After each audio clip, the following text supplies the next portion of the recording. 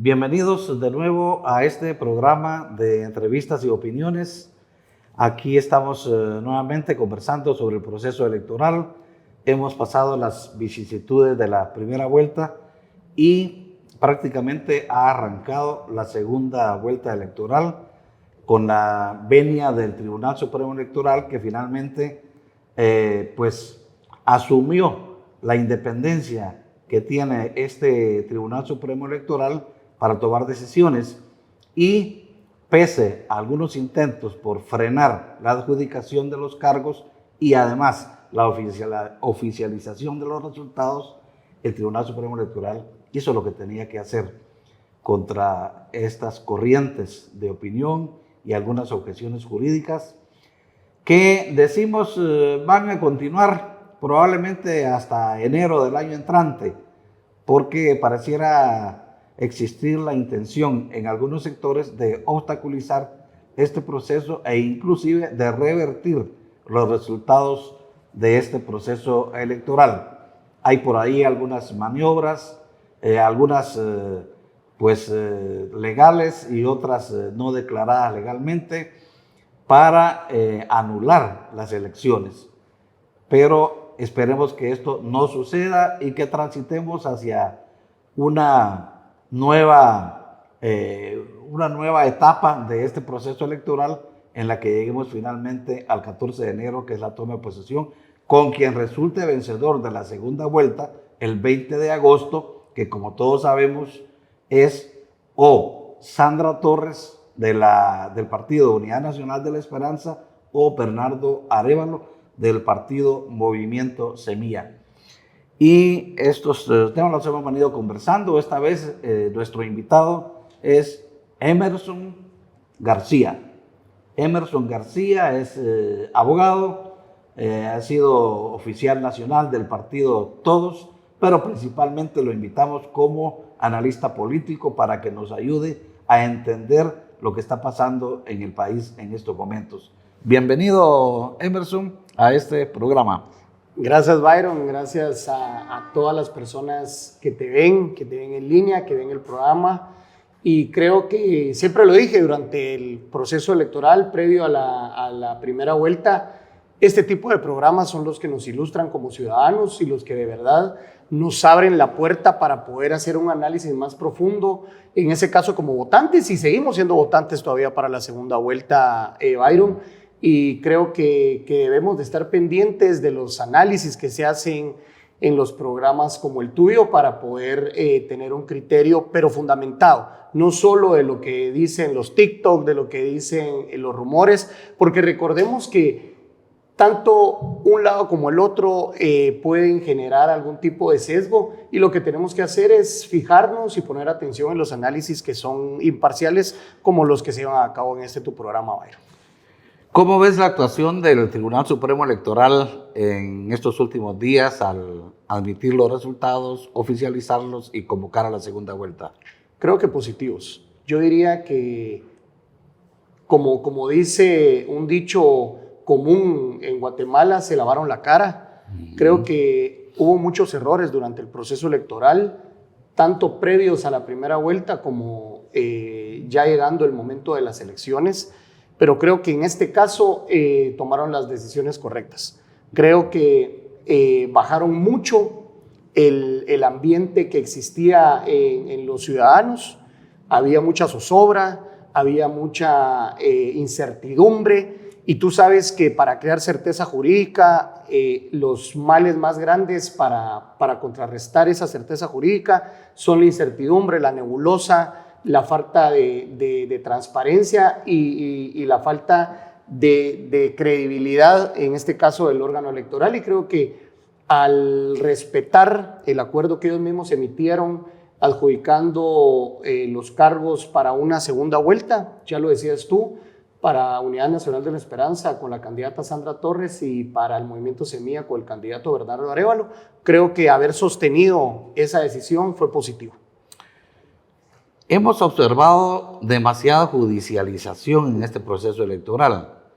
Yo no sé, en los procesos electorales en otros países, desde el momento en que se dan las campañas electorales, no recuerdo yo que haya casos en los que judicialmente se baje a un candidato o que estén todo el tiempo bajo la amenaza de algún juicio, de alguna demanda o de algún asunto administrativo que pueda echar por tierra las candidaturas.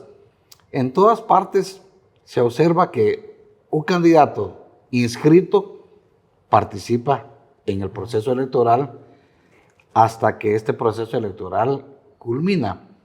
Nosotros aquí en Guatemala, hasta hoy me llamaba mucho la atención que un comentarista de radio decía por ahí que una denuncia que hizo una candidata presidencial, para hacerlo más claro, Sandra Torres, que estamos ya en campaña electoral, dice que denunció, mejor dicho, a un comentarista porque este comentarista le solicitó $250,000 para poder contribuir a su campaña y que como ella no accedió, entonces ahora por eso mantiene una campaña de hostigamiento contra ella.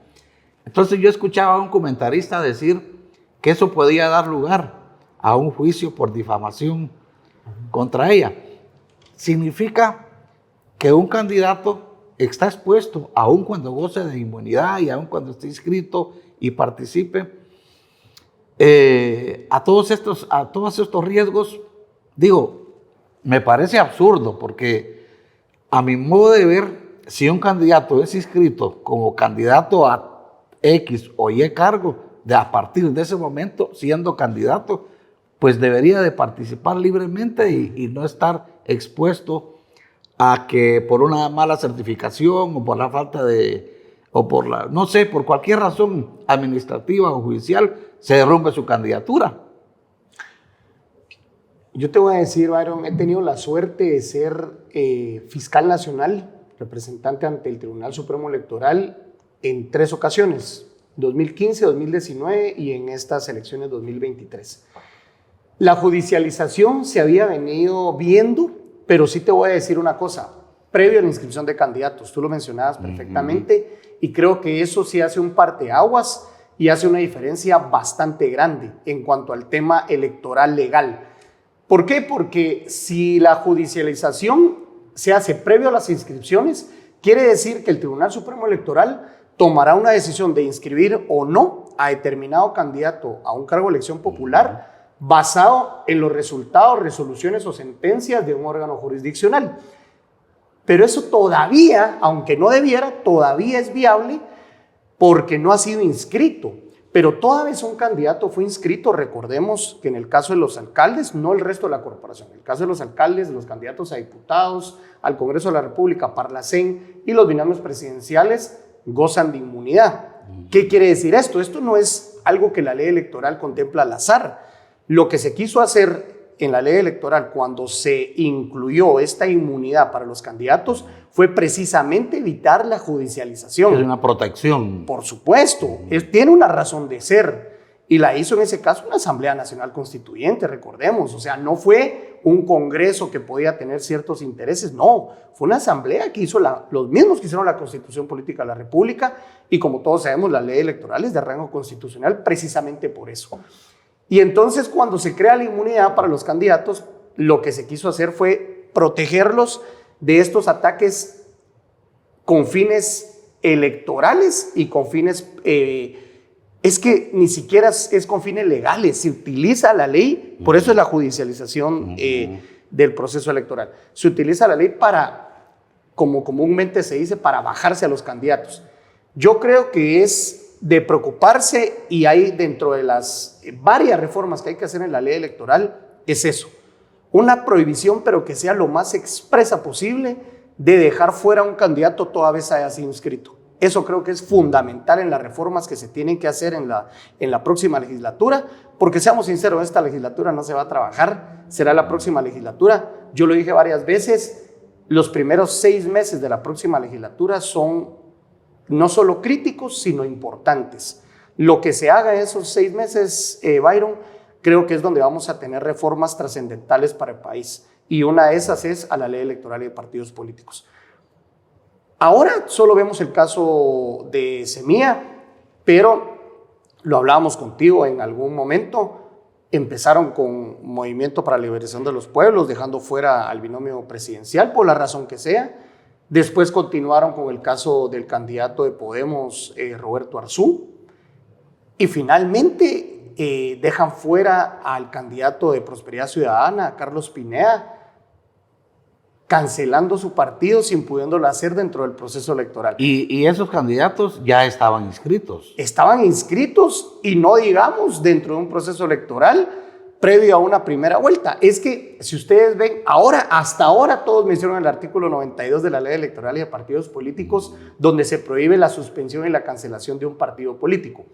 Pero ¿esto sucedió o esto también estaba amparando a los demás candidatos, especialmente al candidato de Prosperidad Ciudadana? Yo en realidad ni lo conozco, pero sí soy partidario que la ley se debe aplicar de igual manera para todos, Byron, porque si no se vuelve un desgobierno, se vuelve una falta de institucionalidad y entonces ya se vuelve una aplicación de la ley selectiva. Pero en el caso de él fue lo mismo y nadie dijo nada. Y el problema con no decir nada porque no me afecta a mí es que tarde o temprano nos va a afectar, hermano. Y esto fue lo que sucedió. Ahora, ve tú lo que puede pasar porque estábamos hablando de una segunda vuelta. Ahora sale el Movimiento Semilla y dice, respetemos los resultados. Y yo también estoy de acuerdo con eso. Y por eso felicitábamos al Tribunal Supremo Electoral, y tú ya lo decías, fueron positivas las acciones. Pero ahora esperemos también que en una segunda vuelta se respeten los resultados, no importa quién gane. Porque, a ver, ninguno de los dos se puede dar por ganador. Ni la Unidad Nacional de la Esperanza con su candidata Sandra Torres por haber terminado en primer lugar, ni tampoco el Movimiento Semilla por ser un segundo lugar orgánico, digámoslo así, en el que sin mucha campaña y sin muchos candidatos alcaldes, que es lo que se acostumbra normalmente, hayan pasado a una segunda vuelta a solo 200,000 votos y un poquito más del primer lugar, digamos así, en pasar a la segunda vuelta. Yo creo que ahorita no está nada escrito, pero de la misma manera que estamos respetando la primera vuelta, debemos de respetar la segunda vuelta.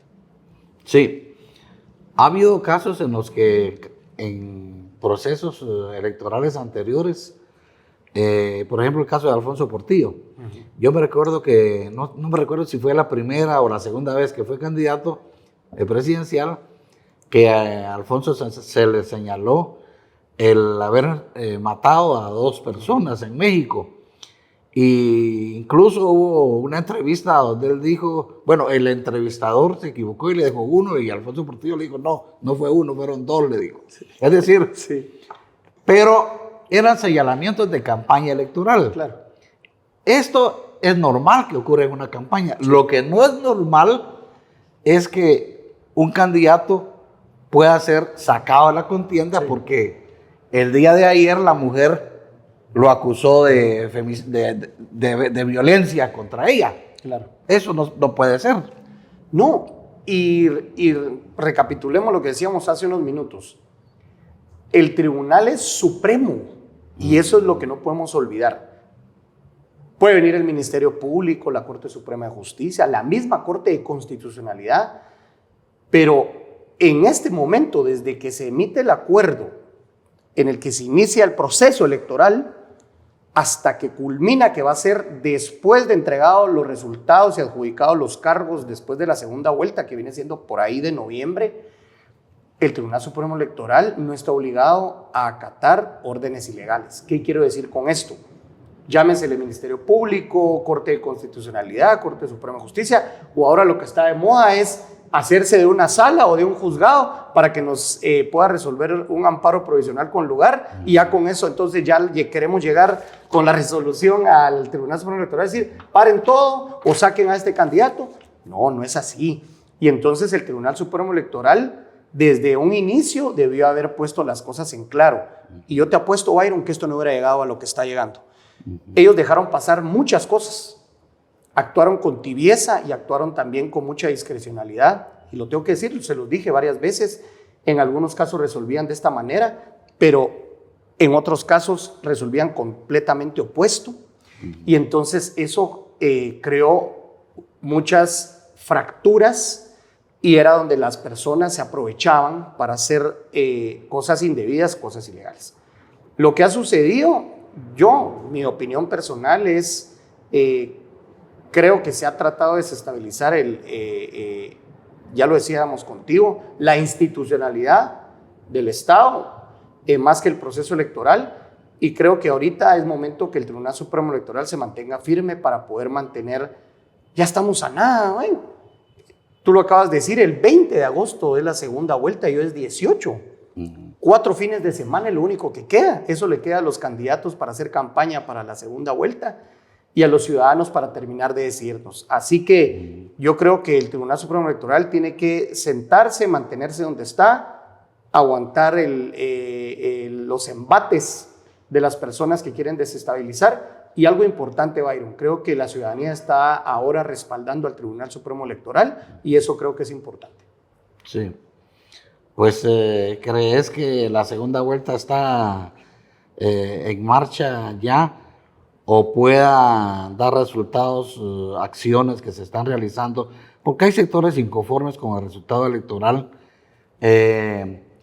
Específicamente, pues, los planes que habían para que Manuel Conde fuera a una segunda vuelta, pues, esos planes fracasaron. Y creo que a partir de ahí viene la inconformidad de algunos sectores. Y creo que sectores de gobierno, especialmente, que tras bambalinas están atrás de todas estas movidas, a partir de ahí vienen fuertes presiones sobre el Tribunal Supremo Electoral. Se da inclusive el allanamiento del registro de ciudadanos, que es un hecho lamentable, que es un hecho repudiable, que es un hecho insólito y que denota una intervención, una interferencia abierta del Ministerio Público, aunque creo que más es del organismo ejecutivo en el proceso de elecciones. ¿Será que vamos linealmente hacia una segunda vuelta o todavía habrá indicios de que pueda no llegarse a la segunda vuelta? Yo creería que sí vamos a estar en una segunda vuelta. Yo estoy convencido que al amparo de la ley electoral, al amparo de la Constitución Política de la República de Guatemala, y con el respaldo de los ciudadanos, creo que el Tribunal Supremo Electoral tiene suficientes fundamentos y suficiente soporte para poder llevar a cabo la segunda vuelta sin ningún inconveniente. De hecho, había escuchado ya varias juntas electorales que después de todo lo que se venía dando estaban con deseos de renunciar, pero ahora, con el soporte que el Tribunal Supremo Electoral les da, dijeron: vamos otra vez, vamos a la segunda vuelta, tanto las juntas departamentales como las municipales. Vale la pena hacer un paréntesis ahí, Byron, y yo creo que la falta de capacitación a las juntas municipales y a las juntas receptoras de votos también tuvo que ver mucho con los errores de forma que hubo en las actas. Cuando se hizo la revisión de escrutinios y que estuvimos en el Parque de la Industria varios días, creo que eso fue resultado de la falta de capacitación de los miembros de las juntas. No creo que haya habido mala intención ni mala fe, pero sí creo que tenemos ahorita un poquito más de 4 semanas para poder capacitar a los miembros de las mesas, juntas receptoras de votos, y a los miembros de las juntas electorales municipales. En ellos está puesta toda la confianza, pero también toda la responsabilidad de cómo llevar a cabo esta segunda vuelta. Sabemos que es mucho más fácil si ya solo es una papeleta. En algunos municipios como Petapa, que se repetirán las elecciones, serán pues 2 papeletas nada más, la papeleta para candidato a alcalde y en este caso el binomio presidencial. Sí habrá una segunda vuelta, pero no con esto quiero decir que no vienen muchos sucesos y muchas acciones que les va a tocar que resolver a los magistrados del Tribunal Supremo Electoral y al registro de ciudadanos para poder sobrepasar estas olas que se vendrán y poder llegar al 20 de agosto sin ninguna novedad. Repito, no quiero decir que llegáramos sin ningún tipo de acontecimientos, porque sí los habrán y habrán varios, Y es más, Byron, creo que habrán acontecimientos que ni siquiera veremos venir, porque como tú viste desde el inicio, a mí me consultaban como abogado y me decían es legal, y les decía, pues es que no es legal. No puedes suspender y no puedes cancelar un partido político porque la ley, o sea, si lo ves solo desde el punto de vista legal, no hay forma. Obviamente desde el punto de vista político sí se van a dar esos sucesos. Bueno, vamos a seguir conversando sobre esto, solamente que quisiéramos adelantar un poco algunos pro y contra de los candidatos que van a la segunda vuelta, si podemos analizarlos un poco. Perfecto.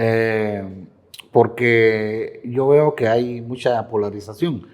Lo que yo he sostenido es que entre la UNE y Semilla hay algunas diferencias, por supuesto, ¿verdad? Pero ideológicamente no son diferencias tan profundas, tan radicales, tan drásticas como algunos lo quieren ver. Y no es que signifiquen exactamente lo mismo, pero el caso es que creo que se está exagerando un poco en cuanto a algunas amenazas, digámosle, un poco fantasmagóricas acerca de expropiación de los matrimonios, de que se va a destruir la familia, que etcétera, etcétera. Pienso que los dos proyectos, independientemente de esos señalamientos que parecen muy fantasmagóricos, creo que representan una opción, pues, digámosle, aceptable a cómo está el país, pues, porque el país está hecho pedazos, el Estado está hecho pedazos y lo han destruido realmente. Sí. Llevará mucho tiempo construir, reconstruir el Estado, restaurar la democracia, si es que logramos restaurarla. Sí, de acuerdo contigo. Entonces vamos a ir a un receso y regresamos en un momento. Estamos conversando con Emerson García, analista político, y nuestro tema es la segunda vuelta y los probables, digamos, escenarios que tengamos en el futuro próximo. Volvemos en un momento.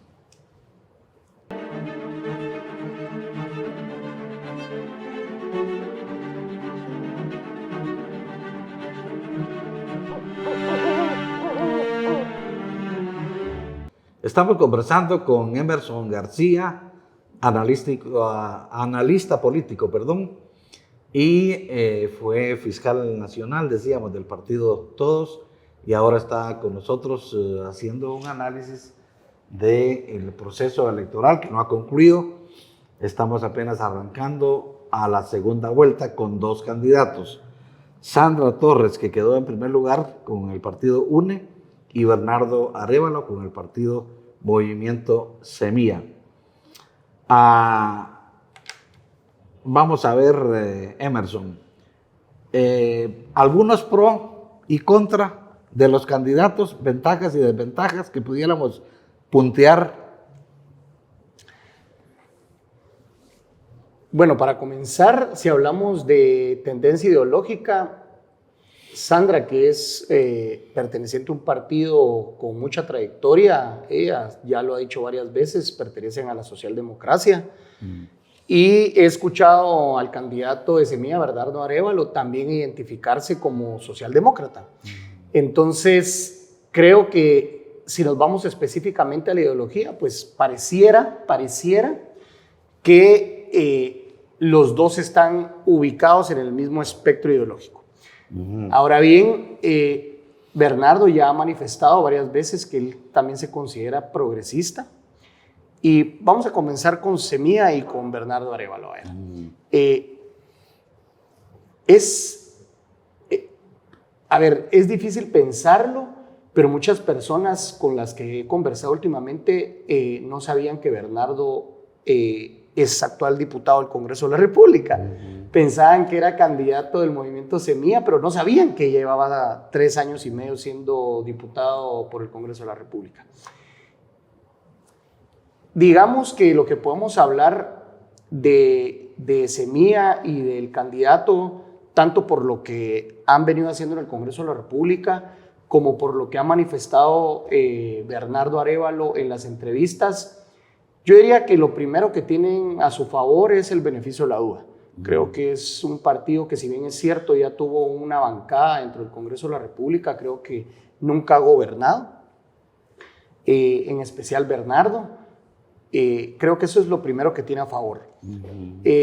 Digamos que lo segundo que tendría a favor Bernardo sería el apoyo de muchos jóvenes, el apoyo ciudadano, digamos, orgánico, que es un apoyo que se manifestó con más de 600,000 votos a su favor y que, según lo que se pudo percibir, fueron personas que salieron a votar voluntariamente, que no pertenecen a ninguna estructura de tierra departamental y municipal. Entonces, yo diría que eso es un soporte que se puede pensar como pro a la hora que Bernardo ganara las elecciones y le tocara que gobernara el país. Un voto espontáneo, no organizado. Es un voto espontáneo, y eso de una u otra manera significaría una legitimidad para su gobierno y un apoyo, repito, al inicio, dependiendo las acciones que tendría que llevar a cabo.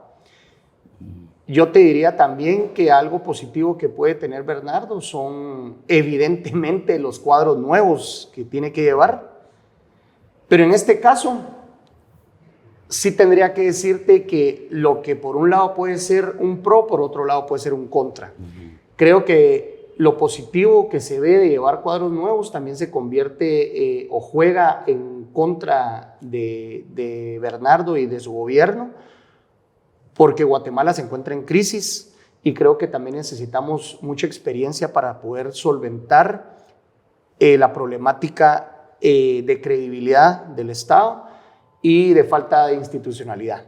Entonces, ahí iniciaría con los contras que puede tener Bernardo y su partido. Diría yo que otro de los contras que puede tener él es, me imagino que son las personas que forman parte de la estructura que lo asesora, de la estructura que toma decisiones en el partido Semilla, y es qué es lo que van a implementar en cuanto a la solución para una reforma económica, para un fortalecimiento de las instituciones públicas y para la recuperación de la credibilidad en el Ejecutivo. Creo que el Ejecutivo pasó a ser mucho más que el Legislativo en cuanto a falta de credibilidad, y en ello están, te diría que los primeros 3 meses para el movimiento Semilla, de ganar ellos, sería importantísimo para ver qué tipo de agenda legislativa es la que apoyaría o solicitaría.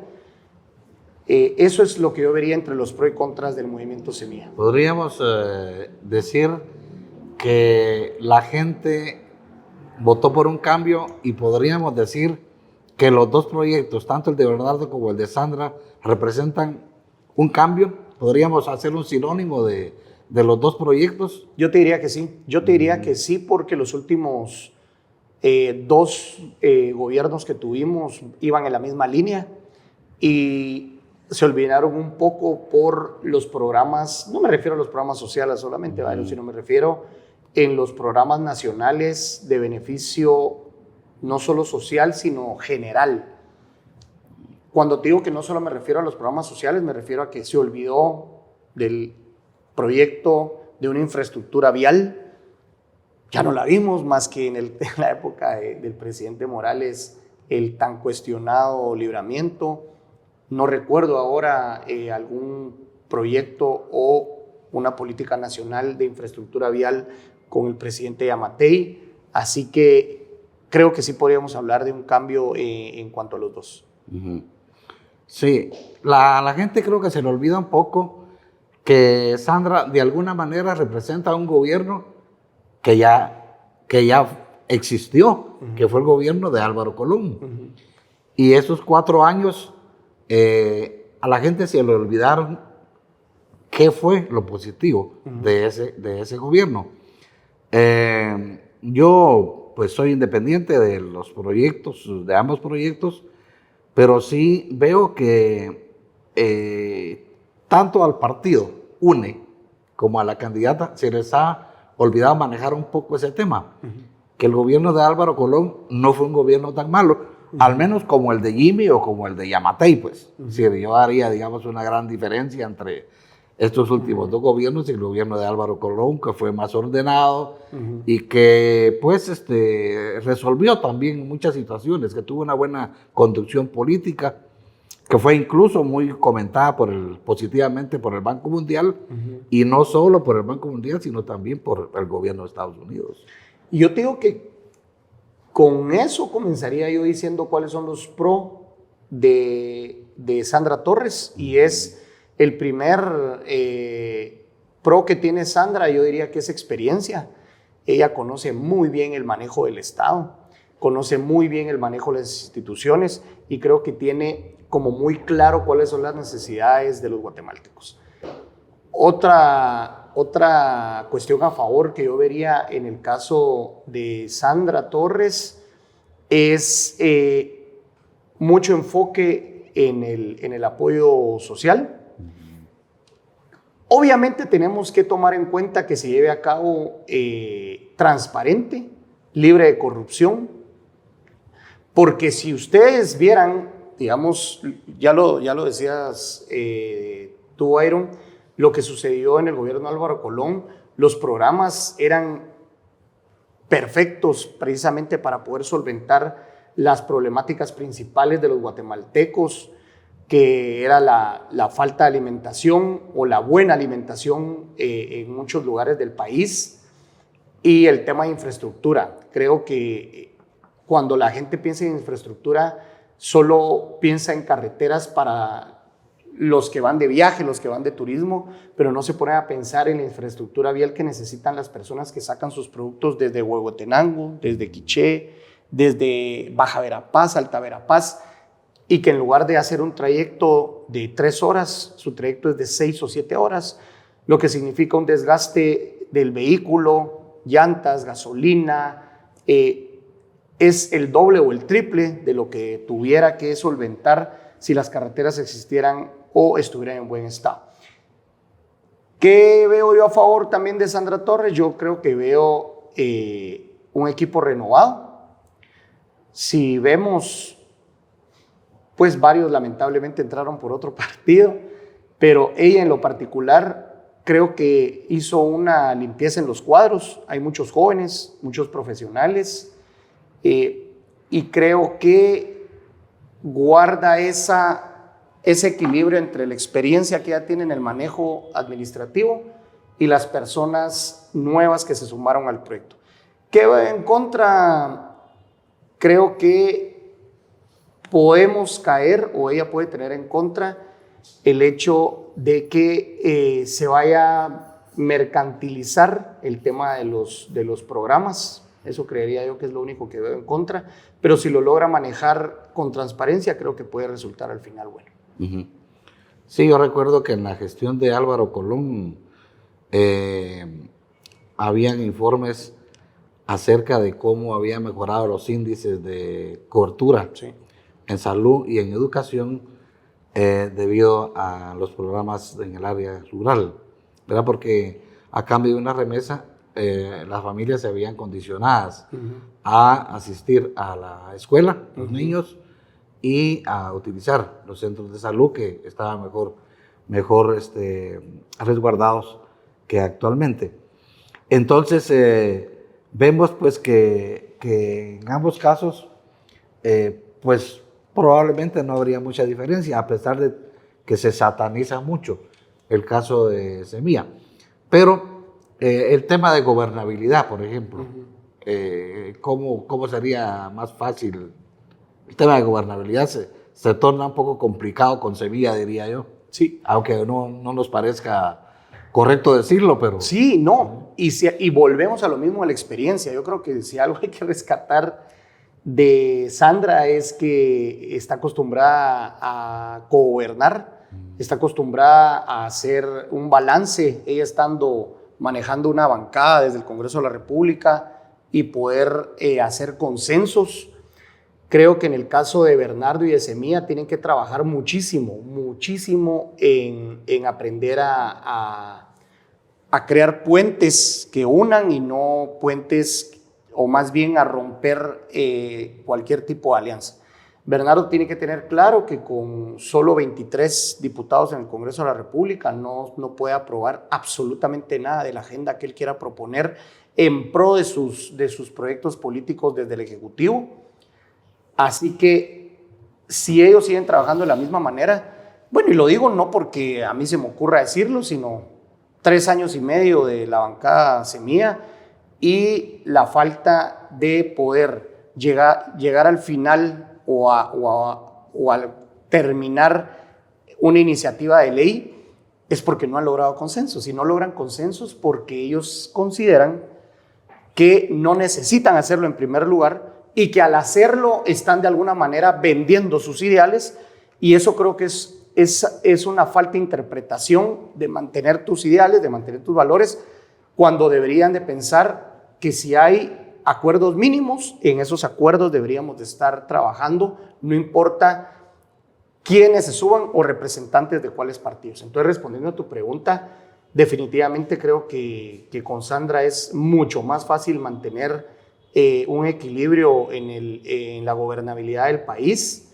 De igual manera, al tener a Semilla como la tercera bancada más grande, y al no ser la bancada más grande como lo venía haciendo los últimos 2 gobiernos, creo que ahí podemos encontrar un equilibrio y de esa manera podríamos encontrar una gobernabilidad en la que pudiera estar un ejecutivo tendiendo puentes y poder estar desde el Congreso haciendo un equilibrio y un contrapeso.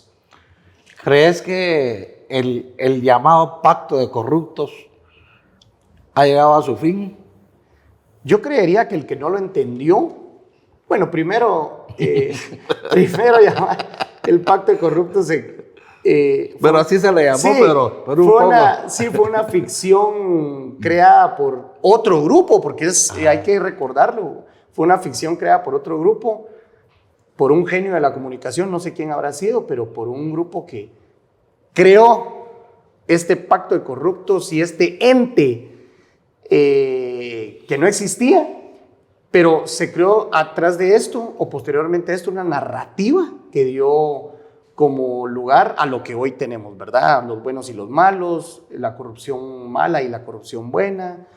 Pero entiendo tu pregunta. Si se terminó, digamos, esta alianza, por así decirlo, porque la alianza que existió en el Congreso, si tú ves los proyectos que se llevaron a cabo, creo que fueron positivos.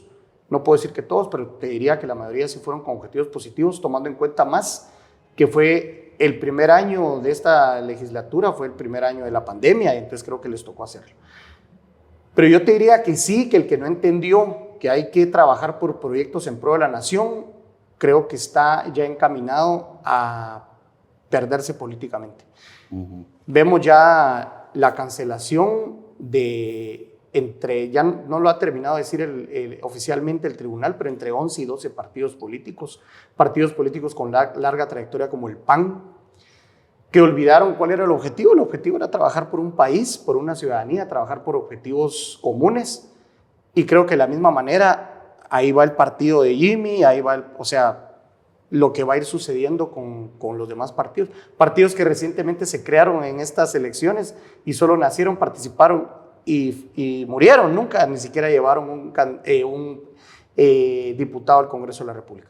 Yo diría que sí, yo diría que esta legislatura, y a quien le toque hacer gobierno, a cualquiera de los dos, tanto a Bernardo como a Sandra, creo que tienen que entender que se tiene que acabar esta polarización y este señalamiento de pacto de corruptos para un grupo y para el otro grupo el pacto de corruptos bueno. Yo creo que si no están entendiendo que a partir de ahora ya los ciudadanos no van a perdonar un trabajo hecho en beneficio únicamente de los políticos, creo que sí vamos a llegar a algo más lejos de lo que estamos. Lo que pasa es que, vamos a ver, al pacto de corruptos se le llamó a la cooptación del Ejecutivo, del organismo legislativo y el organismo judicial. Y no solo el organismo judicial, sino también agreguemos la Contraloría y la Procuraduría de los Derechos Humanos también, por lo menos hasta ahí, a esa alianza que incluso se decía que era muy parecida a la unión de los astros, ¿verdad? Esa figura se usaba mucho para hablar de la cooptación que logró, digamos, Yamatei, pues, ¿verdad? Que no sé, al estilo de los mejores, digamos, genios de la política, logró controlar todos los poderes del Estado. Y a eso se debe en parte que el Estado se haya descompuesto tanto, pues que se hayan desnaturalizado mucho las funciones de estos órganos del Estado. Claro. ¿Verdad? Entonces, digamos que en este proceso electoral, con el triunfo de cualquiera de estos dos proyectos, quizá esto acabaría. A eso me refería cuando decía yo que el pacto de corruptos probablemente va a terminar. Y creo que estás en lo correcto, Byron. Creo que va a existir lo que no existía desde hace muchos años, décadas, que es un balance y frenos y contrapesos. A recuperar los consensos, ¿verdad? Sí. Las alianzas inteligentes y sobre todo, pues, anteponer intereses de grupo, Sí. Intereses personales a los intereses colectivos y nacionales.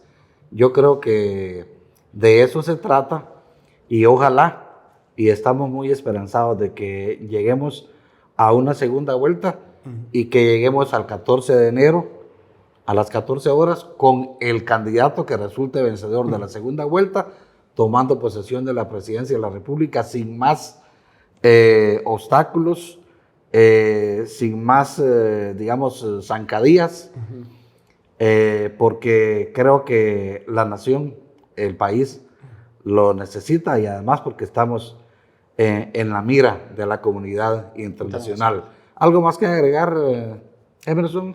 No, yo creo que decirle a todas las personas que ven este programa que vamos a estar en una segunda vuelta, vamos a tener a un nuevo binomio presidencial tomando posesión el 14 de enero y confiemos en la institucionalidad. Creo que los guatemaltecos necesitamos darle el beneficio de la duda al Tribunal Supremo Electoral. Creo que ya dio muestras positivas y creo que lo va a continuar haciendo hasta la adjudicación de los cargos después de la segunda vuelta. Así que seamos positivos e invito también a las personas a informarse en programas serios como este, Byron, de verdad, y no a seguir rumores en redes sociales, que es lo peor que podemos tener para la estabilidad y la certeza dentro de un proceso electoral.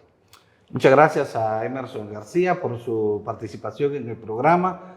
Recuerden que nos pueden ver los que tengan su empresa de cable, pueden verlo directamente los miércoles a las 7 de la noche y a la misma hora los días miércoles en su aplicación. Y por supuesto en las redes sociales, en YouTube, Instagram, Facebook, etc. Muchas gracias a todos por su atención y hasta la próxima semana.